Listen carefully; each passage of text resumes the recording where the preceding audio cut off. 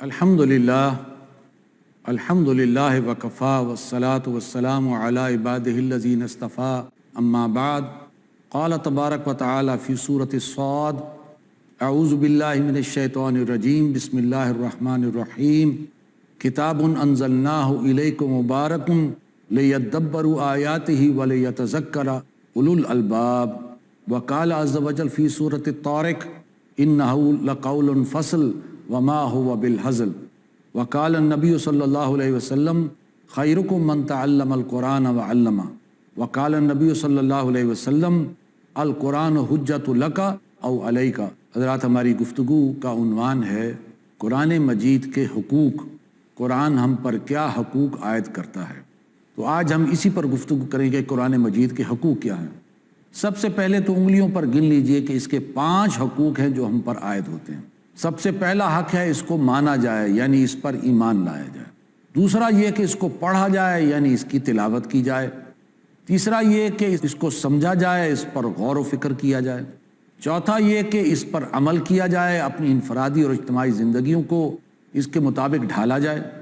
और पाँचवा ये कि इसको आगे पहुँचाया जाए, इसकी तबलीग की जाए या इसकी दावत दी जाए। ये एक ही बात के 2 रुख हैं, तबलीग और दावत। तबलीग के मानी है पहुँचा देना, जैसे हुज़ूर सल्लल्लाहु अलैहि वसल्लम से फरमाया गया या अय्युहर रसूल बल्लिग़ मा उन्ज़िला इलैका मिन रब्बिक, ए रसूल तबलीग कीजिए उसकी कि जो आप पर नाजिल हुआ है। और दावत है लोगों को इसकी तरफ बुलाना। उससे बेहतर बात किसकी कि जिसने लोगों को बुलाया अल्लाह की तरफ। तो पहुँचाना या बुलाना, ये वो 5वां इसका हक है। तो 5 बातें हो गई, इस पर ईमान लाना, इसको पढ़ना, इस पर गौर व फिक्र करना और इस पर अमल करना, इसको दूसरों तक पहुंचाना। अब हम इन 5 बातों को थोड़ी सी ज़रा तफसील के साथ बयान करते हैं। कुरान मजीद के हम पर क्या हकूक़ आयद होते हैं। सबसे पहली चीज़ है इस पर ईमान लाना, यानी इसको मानना। और ये अल हुदा हिदायत से लबरेज़ किताब है कि जो हमें ज़िंदगी के तमाम मामलात में रहनुमाई फरमाती है। जैसा कि हम देखते हैं मोहम्मद रसूलुल्लाह सल्लल्लाहु अलैहि वसल्लम वही के साथ इतनी मोहब्बत थी कि आप रातों को जब उठते थे और कुरान पढ़ते थे तो आपके पाँव मुतवर्रिम हो जाते थे। और अगर बिलफर्ज अगर वही के उतरने में कोई वक्फा हो जाता था तो हुज़ूर सल्लल्लाहु अलैहि वसल्लम परेशान हो जाते थे। बल्कि आपने एक मरतबा गिला और शिकवा भी किया हज़रत जिब्राइल अलैहिस्सलाम से, तो उन्होंने फरमाया कि हम तो अल्लाह के हुक्म से उतरते हैं और आपका रब भूलता नहीं है, वो हकीम और दाना है, वो भूलता नहीं है, लिहाजा आप इस पर इंतज़ार कीजिए। तो बहरहाल हुज़ूर सल्लल्लाहु अलैहि वसल्लम की ये मोहब्बत थी वही के साथ कि रातों को उठना, पाँव का मुतवर्रिम होना। और अल्लाह ने फरमाया चादर में लपेट कर सोने वाले खड़े हो जाइए, पूरी रात या उसमें से कुछ कम कर दें, आधी रात कर लें, 1/3 कर लें, 2/3 कर लें, लेकिन वरत्तिलिल कुरान तरतीला, और ठहर ठहर कर कुरान को पढ़िए। तो हुज़ूर सल्लल्लाहु अलैहि वसल्लम ठहर ठहर कर रात को कुरान पढ़ते थे। ये उसी मोहब्बत का नतीजा है, इसलिए कि यकीन था कि ये अल्लाह का कलाम है, अजीम कलाम है, अजीम हस्ती का कलाम है। इसलिए उस दिल के अंदर उसका ताज़ीम भी थी और उससे मोहब्बत थी। और ख़ुद सहाबा कराम का भी ये मामूल था कि वो भी रातों को उठकर हुज़ूर सल्लल्लाहु अलैहि वसल्लम के साथ जो है वो खड़े होते थे, नमाज में कुरान जितना भी था वो पढ़ते थे। हमारा ये हाल है, ना इसकी अज़मत का नक्श हमारे दिलों पर कायम, ना इसको पढ़ने पर तबीयत आमादा, ना इस पर गौर करने पर तबीयत आमादा, ना अपनी इनफरादी और इज्तिमाई ज़िंदगियों को इसके मुताबिक ढालने का आमादा। बस ये कि हम कुरान कहते हैं बरकत की किताब है, पढ़ लो सवाब ले लो, कोई फौत हो जाए तो उसके यहाँ जाकर पढ़ कर उसको सवाब दे दो। बस हमारा ताल्लुक़ कुरान के साथ ये वो एक सरसरी और वाजबी ताल्लुक़ है। लेकिन ये कि वो उसके हुकूक पूरे अदा करना, वो तो इल्ला माशाअल्लाह। गोया कि आज हमारे यहाँ कुरान का ताल्लुक़ यही है कि कोई अगर कोई पेंटिंग की नुमाइश हुई है तो चलो कुरान की नुमाइश हो रही है, और या कि कुरान मजीद के नुस्खों की नुमाइश है, छोटे से छोटा नुस्खा है, बड़े से बड़ा नुस्खा है, फलां उसकी रस्मुल ख़त इतनी खूबसूरत है, कागज़ बड़ा उम्दा है। बस ये हमारा ताल्लुक़ है। या अपने ड्राइंग रूम में कोई कुरान मजीद की कोई आयत लिखी हुई वो पेंटिंग के तौर पर लटका ली, या 40 मन सोने से तारों से बुना हुआ कुरान जो है वो लिखकर और अवाम के सामने रख दिया कि देखो कितना आर्ट है, कितनी खूबसूरती है। लेकिन यह कि उसकी तालीमात, उसका फ़हम, उसका फ़लसफ़ा, उसके आकाम, उसकी शरीयत, उसके हुकूक, हमें कुरान मजीद के ऊपर ईमान लाना चाहिए सबसे पहली बात। और जैसा कि ईमान का हुसूल कहाँ से हो, सवाल ये पैदा होता है ईमान कहाँ से हासिल हो। ज़ाहिर बात है कि इंसान अगर नेक और साहिब ईमान लोगों की सोबत इख्तियार करेगा तो उसके ईमान में इजाफा होगा। साले लोगों की सोबत इख्तियार करोगे तो साले बनोगे, और अगर बुरे लोगों की सोबत इख्तियार करोगे तो बुरे बनोगे। तो सबसे पहली चीज़ तो ये है کہ انسان ایمان کے حصول کے لیے اچھی صحبت اختیار کرے اور صاحب یقین کی صحبت اختیار کرے۔ دوسرا یہ کہ سیرت کا مطالعہ، اس سے بھی ایمان حاصل ہوگا۔ سیرت النبی ہے، سیرت الصحابہ ہے، سیرت سلف صالحین ہے، ان کی سیرتیں پڑھتے ہوئے انسان کے دل پر ایک اثر پیدا ہوتا ہے، ایک جذبہ، ایک ولولہ جو ہے اٹھتا ہے، ایمان میں اضافہ ہوتا ہے۔ تیسری چیز یہ کہ جس کی طرف قرآن نے کہا ہے کہ تم آیات آفاقی اور آیات انفسی پر غور کرو، سنریہم آیاتنا فی الآفاق وفی انفسہم حتی یتبین لہم انہ الحق، اور ہم انہیں دکھائیں گے اپنی نشانیاں آفاق میں بھی اور انفس میں بھی، یہاں تک کہ یہ بات ان پر واضح ہو جائے گی کہ قرآن بالکل حق ہے۔ تو قرآن اس بات پر انسان کو آمادہ کرتا ہے، تم غور و فکر کرو، کائنات میں دیکھو کس طرح اللہ نے سورج کو بنایا، اس کی حرارت ہے، اس کی روشنی ہے، اور پھر یہ کہ چاند کو دیکھو، اس کی مدمدم روشنی ہے، رات کو ستاروں اور چاند کی وجہ سے تم تو راستہ لیتے ہو، اور پھر ہواؤں کا اٹھنا اور چلنا اور بادلوں کا بننا، اور پھر یہ کہ بخارات کا اٹھنا، بارشوں کا برسنا۔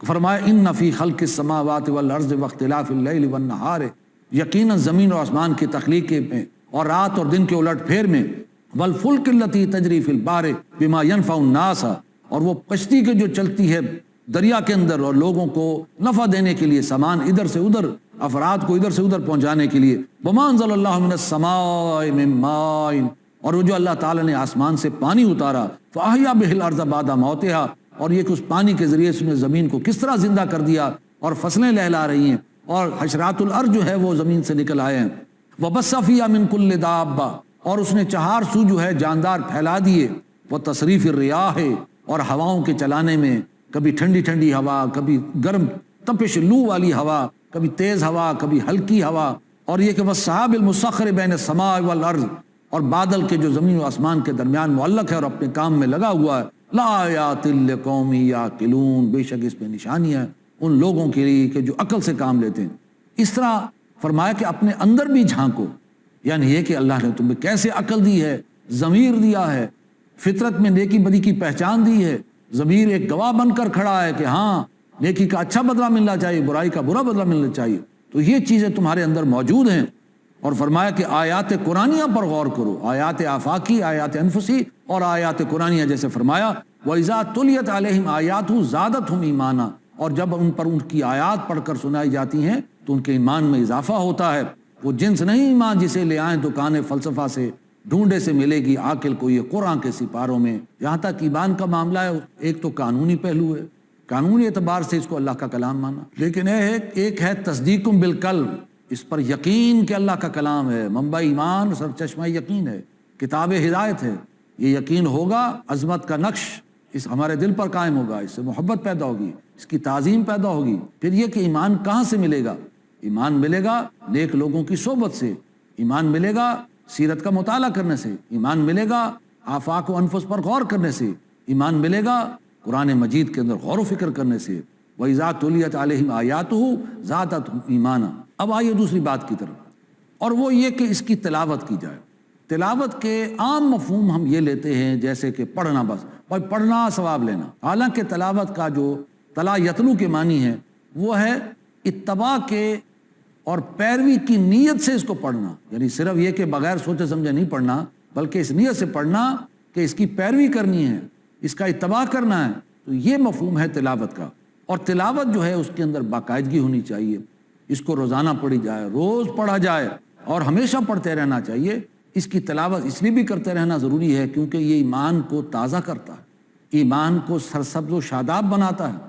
انسان جو ہے وہ جتنا دنیا میں پھرتا ہے تو ایمان کا لیول کم ہوتا ہے، دنیا کے اندر جتنا کھپتا ہے، اس کی محبت میں جس طرح گرفتار ہوتا ہے اور گناہوں کے اثرات اس کے قلب پر جتنے بنتے ہیں، اتنا ہی انسان کا ایمان کا لیول کم ہوتا ہے۔ لیکن تلاوت کے ذریعے سے ایمان تازہ ہوتا ہے، سرسبز و شاداب ہوتا ہے۔ جیسے حضور صلی اللہ علیہ وسلم نے فرمایا جب انسان ایک گناہ کرتا ہے تو فرمایا اس کے دل پر ایک داغ پڑ جاتا ہے، اگر توبہ کرتا ہے تو وہ گناہ دھل جاتا ہے، اگر نہیں کرتا تو وہ گناہ رہتا ہے، پھر دوسرا گناہ کرتا ہے دوسرا دھبا پڑ جاتا ہے، تو ہمارے دل بالآخر زنگ آلود ہو جاتے ہیں، کالے ہو جاتے ہیں۔ تو فرمایا ہمارے دلوں پر بھی زنگ آ جاتا ہے جیسے لوہے پر پانی گرنے سے زنگ آ جاتا۔ تو صحابہ اکرام وہ تو ہمیشہ پریکٹیکل بات پوچھا کرتے تھے، فرمایا ما جلا ہوا یا رسول اللہ، اللہ کے رسول اس دلوں کے زنگ کو دور کرنے کا طریقہ کیا ہے؟ فرمایا کثرت و ذکر الموت و تلاوت القرآن، کثرت سے موت کو یاد رکھو اور قرآن کی تلاوت کرو، کیونکہ قرآن کی تلاوت سے انسان کے دلوں پر جو کالک لگی ہوئی ہے، گناہوں کی سیاہی لگی ہوئی ہے اور جو زنگ ہے وہ بھی اس سے دھل جائے گا۔ لہٰذا یہ ایمان کو تازہ کرتا ہے۔ اسی پر وقفہ لیتے ہیں، وقفے کے بعد انشاءاللہ ملاقات ہوگی۔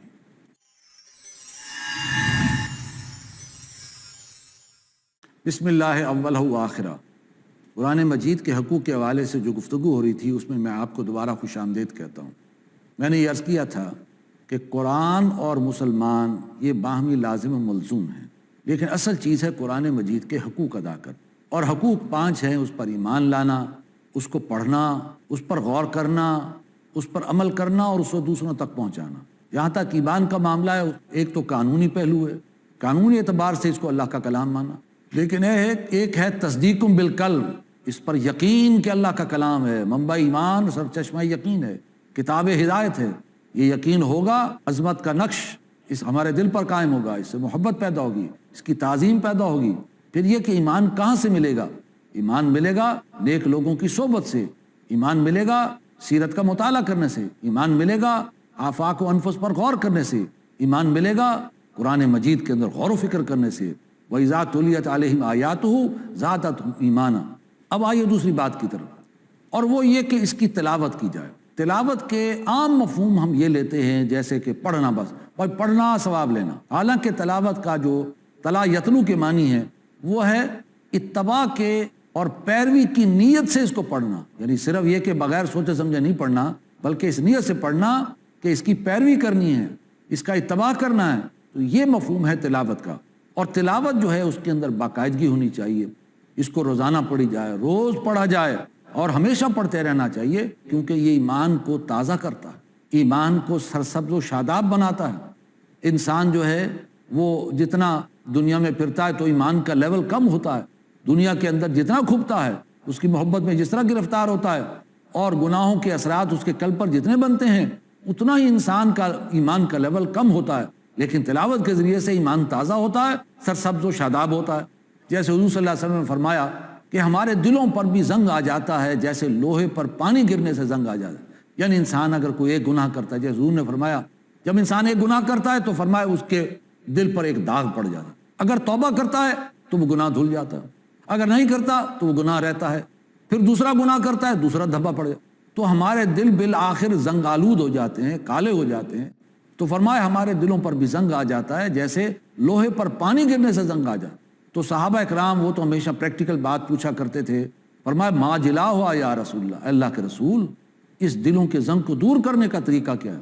فرمایا کثرت و ذکر الموت و تلاوت القرآن، کثرت سے موت کو یاد رکھو اور قرآن کی تلاوت کرو، کیونکہ قرآن کی تلاوت سے انسان کے دلوں پر جو کالک لگی ہوئی ہے، گناہوں کی سیاہی لگی ہوئی ہے اور جو زنگ ہے وہ بھی اس سے دھل جائے گا۔ لہٰذا یہ ایمان کو تازہ کرتا ہے اور ایمان کو سرسبز و شاداب بناتا ہے۔ اور تیسری بات یہ کہ مصائب اور مشکلات کے اندر دلوں کو اطمینان بخشتا ہے قرآن، اس لیے کہ ہم دیکھتے ہیں نبی اکرم صلی اللہ علیہ وسلم پر جب بھی مشکل حالات آتے تھے، صحابہ پر جب بھی مشکل حالات آتے، خاص طور پہ ابتدائی مکی دور میں جب تشدد کا زمانہ تھا، کہیں حضرت بلال کے ساتھ ہو رہا ہے، کہیں حضرت خباب کے ساتھ ہو رہا ہے، کہیں حضرت یاسر کے ساتھ معاملہ ہو رہا ہے، خود حضور کے ساتھ بھی مشکلات آتی تھیں، جو ہے پھر آپ صلی اللہ علیہ وسلم نے بعض صحابہ کو جو ہے حبشہ کی طرف ہجرت کرنے کے لیے کہا کہ وہاں چلے جاؤ، شاید وہاں کا بادشاہ جو ہے نجاشی، اس کے بارے میں سنا ہے کہ رحم دل ہے۔ لہٰذا مشکل حالات جب بھی آتے تھے تو ایسی آیات آپ پر نازل ہونی شروع ہو جاتی تھی، اتلو ما اوحی الیک من الکتاب واقم الصلاۃ، اے نبی تلاوت کرتے رہیے، تلاوت کرتے رہیے، تلاوت کرتے رہیے جو آپ کے رب نے آپ پر کتاب اتاری ہے، اور نماز کو قائم رکھیے۔ تو مشکل حالات میں ہمیشہ حضور صلی اللہ علیہ وسلم کو بھی یہی رہنمائی ہوتی تھی، آپ تلاوت کرتے رہیے، اور اس سے دلوں کو اطمینان ہوتا ہے، اس لیے کہ الا بذکر اللہ تطمئن القلوب، آگاہ ہو جاؤ کہ اللہ کے ذکر سے دلوں کو اطمینان حاصل ہو۔ اور ذکر کا سب سے بڑا ذریعہ خود قرآن ہے، صاد والقرآن ذی ذکر، قسم اس قرآن کی کہ جو بڑا ذکر والا ہے۔ کہیں فرمایا کہ انا نحن نزلنا الذکر وانا لہ لحافظون، کہ ہم ہی ہیں جو اس ذکر کو اتارنے والے ہیں اور ہم اس کی حفاظت کرنے والے ہیں۔ بہرحال دوسرا ہمارا فرض ہے کہ اس کی تلاوت کی جائے۔ البتہ فرمایا الذین آتیناہم الکتاب یتلونہ حق تلاوتہ، وہ لوگ کہ جن کو جو تلاوت کرتے ہیں کتاب کی، اس کی تلاوت کا حق ادا کرتے ہیں۔ یہ تلاوت کا حق کیا ہے؟ ظاہر بات ہے تلاوت کرنا اور تلاوت کا حق ادا کرنا، ان میں زمین آسمان کا فرق ہے۔ تلاوت کے حق میں کچھ چیزیں ہیں وہ نوٹ کر لیجیے۔ مثلا سب سے یہ پہلے کہ تجوید کا علم آنا چاہیے، الفاظ کی پہچان، الفاظ کی ادائیگی، اس کا مخرج۔ کچھ الفاظ وہ ہیں کہ جو انسان کے حلق سے نکلنے چاہیے، کچھ الفاظ وہ ہیں کہ جو انسان کے سینے سے برآمد ہوئیں، جیسے حامد، تو حامد کو یہ ہا جو ہے یہ حلق سے نکلے حامد، اور حمزہ جو ہے اس کو آپ حمزہ نہیں کہیں گے بلکہ حمزہ کہیں گے، وہ جو ہے سینے سے نکلے گا۔ لہٰذا یہ تجوید کا علم، قرآن مجید کے الفاظ کی پہچان، اس کی ادائیگی اور اس کے مخرج کا علم، یہ علم آنا چاہیے، تو ہی تلاوت کا حق ادا ہوگا۔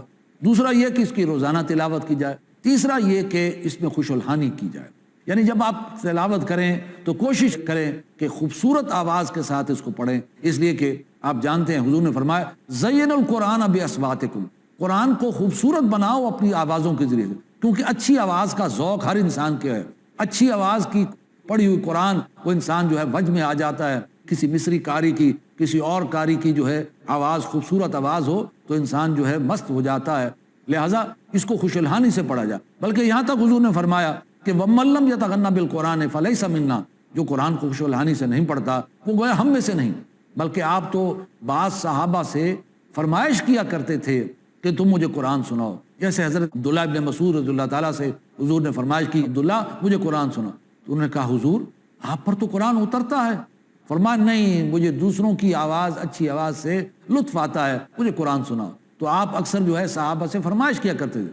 اور حضرت ابو موسیٰ اشعری رضی اللہ تعالیٰ عنہ، ان کو اللہ تعالیٰ نے خاص ایک جو ہے آواز دی تھی، بہت خوبصورت انداز میں جو ہے وہ قرآن پڑھتے تھے۔ حضور نے بھی ان کی تحسین فرمائی، فرمایا آل داؤد کے مضامین میں سے ابو موسیٰ اشعری تمہیں جو ایک حصہ ملا ہے، بہت خوبصورت انداز ہے۔ حضرت داؤد علیہ السلام کے بارے میں قرآن میں آتا ہے کہ جب وہ خوش الحانی سے پڑھتے تھے، بڑی پیاری آواز سے پڑھتے تھے تو پہاڑ وجد میں آ جاتے تھے، چرند پرند اور جانور اکٹھے ہو جایا کرتے تھے۔ تو خوش الحانی کا ذوق ہر انسان کو ہے، لہٰذا حضور نے فرمایا اسے خوش الحانی سے پڑھو۔ اور یہ کہ اگر کوئی نہیں پڑھتا، یعنی بری آواز سے پڑھتا ہے، تو وہ ہم میں سے نہیں۔ پھر یہ کہ ترتیل، ایک دم سے بہت تیز سپیڈ سے نہ پڑھے، اس قدر کہ بالکل اگلے کو پتہ ہی نہ چلے، جیسے عام طور پر ہمارے ہاں شبینوں میں ہوتا ہے، یہ قرآن مجید کو پڑھا جاتا ہے رمضان کی راتوں میں، تو اس میں جو ہے اس قدر تیزی نہ ہو کہ انسان کو الفاظ پہچانے نہیں جائیں، بلکہ یہ کہ ٹھہر رتل القرآن ترتیلا، اے نبی قرآن پڑھیے ذرا ٹھہر ٹھہر کے، یعنی الفاظ کی ادائیگی جو ہے صحیح طور پر ہو اور ٹھہر ٹھہر کے پڑھو، تاکہ مضامین کے اثرات جو ہے وہ انسان کے دل پر قائم ہوں۔ یہ بھی تلاوت کا حق ہے۔ پھر یہ کہ جیسے میں نے عرض کیا، باطنی کیفیت انسان کی یہ ہو کہ طلب ہدایت کی نیت رکھتے ہوئے کہ جو کچھ اس میں ہے وہ میرے ہدایت کا ذریعہ بنے گا، اور عمل کی نیت سے پڑھے کہ جو اس میں احکام آئیں گے اس پر عمل کرنے کی کوشش کروں گا، اور اللہ سے دعا بھی کرے کہ اللہ تعالیٰ اس کو توفیق عطا فرمائے، جواب دہ کا احساس کے مطابق جو ہے پڑھے۔ اور آخری بات تلاوت کے ضمن میں کہ یہ حفظ، اگر تو پورا قرآن حفظ ہے پھر تو ماشاءاللہ نور علی نور ہے، لیکن اگر پورا قرآن نہیں بھی ہے تب بھی حفظ کو زیادہ سے زیادہ کرنے کے لیے کوشش رہے کہ جو ہے زیادہ سے زیادہ قرآن جو ہے حفظ ہو، یاد ہو۔ اس لیے کہ رات کو اگر تہجد میں پڑھنا ہو تو چونکہ اس میں اندر طویل قرات پڑھی جاتی ہے، تاکہ زیادہ سے زیادہ طویل حصہ قرآن کا جو ہے وہ رات کو حفظ میں جو ہے پڑھا جائے۔ لہٰذا یہ وہ چند امور ہیں جس کے بارے میں یعنی تلاوت کا حق ادا کرنا ہے۔ اب آئیے تیسری بات کی طرف۔ تیسری بات یہ ہے کہ قرآن مجید کو سمجھ کر پڑھا جائے۔ ظاہر بات ہے جب ہم قرآن سے ہدایت لینا چاہتے ہیں تو ہدایت تو تبھی آئے گی اگر ہم اس کو سمجھیں گے، اگر سمجھیں گے نہیں تو ہدایت کہاں سے آئے گی؟ کیسے پتہ چلے گا اللہ تعالیٰ کیا فرما رہے ہیں؟ لہٰذا اس کے لیے تیسری چیز یہ ہے کہ اس کو سمجھ پڑھا جائے، تاکہ قرآنی ہدایت ہمارے اندر وہ نفوذ کر جائے اور اس کے اثرات ہمارے قلب پر قائم ہو جائیں۔ حالانکہ یہ بڑی ہماری بدقسمتی ہے کہ قرآن مجید دنیا کی سب سے زیادہ پڑھی جانے والی کتاب، یعنی آج دنیا میں آج جہاں بھی مسلمان ہیں، امریکہ میں ہے، یورپ میں ہے، افریقہ میں ہے، ایشیا میں ہے، فار ایسٹ میں ہے، جہاں بھی مسلمان ہے قرآن پڑھ رہا ہے۔ لہٰذا دنیا کی سب سے زیادہ پڑھی جانے والی کتاب ہے، لیکن بدقسمتی یہ ہے قرآن مجید دنیا کی سب سے زیادہ کم سمجھی جانے والی کتاب ہے۔ پڑھتے ہیں لیکن وہ ثواب کی نیت سے پڑھتے ہیں، لیکن نہیں پتہ کہ کیا فرمایا جا رہا ہے، عربی زبان کا ذوق نہیں رہا۔ اور پھر یہ کہ وہ لوگ کہ جو خاص طور پہ پڑھے لکھے افراد ہیں، لائرز ہیں، ڈاکٹرز ہیں، انجینئرز ہیں، جنہوں نے کئی علوم اور فنون حاصل کیے ہیں، کئی زبانوں پر عبور حاصل کیا ہے، پی ایچ ڈیز ہیں اور انہوں نے کئی زبانیں حاصل کی ہیں، لیکن اگر وہ قرآن کو اور اس کی زبان کو نہیں سمجھ کر پڑھ رہے تو یہ گویا کہ قرآن کے ساتھ ایک قسم کی ناقدری والی بات ہے، گویا کہ دوسری زبانوں کی اہمیت زیادہ ہے۔ فرینچ زبان ہے، جرمن زبان ہے، انگریزی زبان ہے، رشین زبان ہے، دوسری زبانیں ہیں، ان کو تو سیکھا جا رہا ہے، صرف قرآن کی زبان کو نہیں سیکھا جا رہا، اور اس کے بارے میں ذہنوں میں بٹھا دیا گیا ہے کہ عربی زبان، عربی زبان بڑی مشکل ہے، یہ بہت مشکل ہے، گویا کہ پہلے سے ذہن میں بٹھا دیا گیا۔ یہ اصل میں بات اس لیے چھوڑا گیا تاکہ مسلمانوں کو قرآن سے کاٹا جائے، اس لیے یہ شوشہ چھوڑا گیا۔ لہٰذا اگر وہ عربی زبان نہیں پڑھتے، یہ گویا کہ قرآن کی ناقدری ہے، اور یوں سمجھیے کہ قرآن خدا نخواستہ استغاثہ لے کر کھڑا ہوگا کہ اللہ انہوں نے جو ہے باقی ساری زبانیں سیکھ لی، نہیں سیکھا تو مجھے نہیں سیکھا، گویا میرے ساتھ سوتیلی ماؤں جیسا سلوک کیا۔ لہٰذا تیسری چیز ہے قرآن کو سمجھنا، لیکن ہماری یہ گفتگو انشاءاللہ آئندہ بھی جاری رہے گی۔ وآخر دعوانا الحمدللہ رب العالمین۔